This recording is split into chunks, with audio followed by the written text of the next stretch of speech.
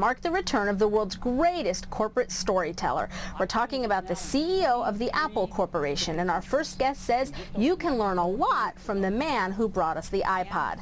Carmine Gallo's new book is The Presentation Secrets of Steve Jobs: How to Be Insanely Great in Front of Any Audience. Welcome, Carmine. Thank you, Tory. Nice to be here. Thanks. So we know that, people don't pay attention to boring things, and that a Steve Jobs presentation is anything but boring. And you have 5 techniques that he uses in every presentation to keep the excitement level high. Things that you say anyone can use to their own advantage too. So the first is introduce the antagonist. Well, you have to keep in mind, Tory, that for 3 decades, Steve Jobs has elevated the product launch to an art form. And like you suggest, he's taken that typical dull, plodding PowerPoint type of slideshow and really transformed it into a theatrical experience. So to your first point, introduce the antagonist. Every great drama has a hero and a villain. And this technique goes back to 1984 when he first introduced the Macintosh. The same as a great drama, Steve Jobs does in a great presentation. He always introduces an enemy, a villain. In 1984, it was IBM. And he told a group of salespeople at Apple that IBM was bent on dominating the computer industry, but Apple would be the last to stand in its way, and the crowd went crazy. This is a consistent theme in all of his presentations. Doesn't necessarily have to be a competitor who's the enemy. Maybe it's just the state of the industry. So he explains the problem and sets up the solution. But every problem then opens the door for the hero, and that's Apple. All right, got it. You also say that he creates what you call Twitter-friendly headlines. It's extraordinary. Every product that Apple releases, and even features within those products, have a description. They write the headline for us, for the journalists. They write the headlines for us.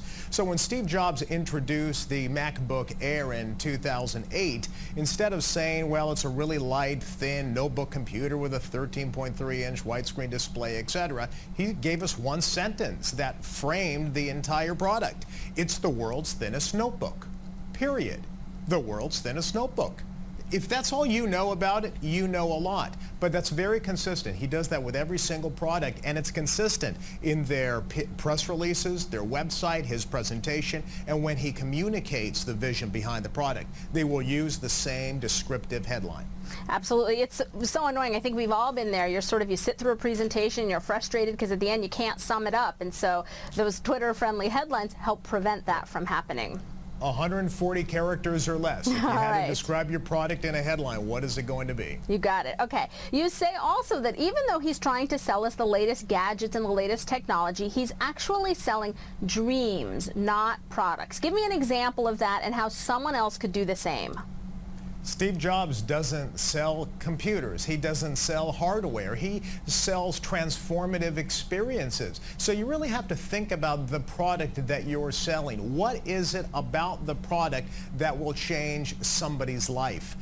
For example, when he introduced the iPod in 2001, he told an interviewer, he said, music is a transformative experience. Music enriches people's lives. In our own small way, we're changing the world. Well, wait a minute. Isn't he talking about an MP3 player? No, he's talking about a life-changing experience. So what you have to do is dig deep and identify what is it about our product that is going to improve somebody's life. It's a very subtle distinction in communications, but he's not selling hardware. He's selling a better life. There's a difference. 2 other things he does. He practices Zen-like simplicity, and he also rehearses. Yeah. And those two go together quite well. When I say Zen-like simplicity, he once said that simplicity is the elimination of clutter. Steve Jobs says simplicity is the ultimate sophistication.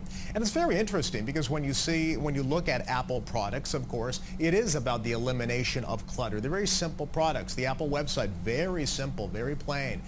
But the same holds true for his presentations. How many presentations have you seen where it's all about the text and bullet points, text and bullet points? There are no bullet points in a Steve Jobs presentation. Words clutter slides. Steve Jobs is all about the visuals, the images. There are actually very few words in a Steve Jobs presentation. And the way he makes those presentations look effortless He rehearses. He practices relentlessly. They actually practice for hundreds of hours over a period of weeks for one presentation. He gets up there on stage and goes over it and over it. Every slide is written like a piece of poetry. Every presentation delivered like a theatrical experience. And that's how he makes it look so effortless and polished. He works at it. All right, well, we can work at it too by watching those presentations and reading your book. Carmine Gallo, thanks so much for being here. The book is The Presentation Secrets of Steve Jobs, How to Be Insanely Great in Front of Any Audience. ABC News Now, good to know.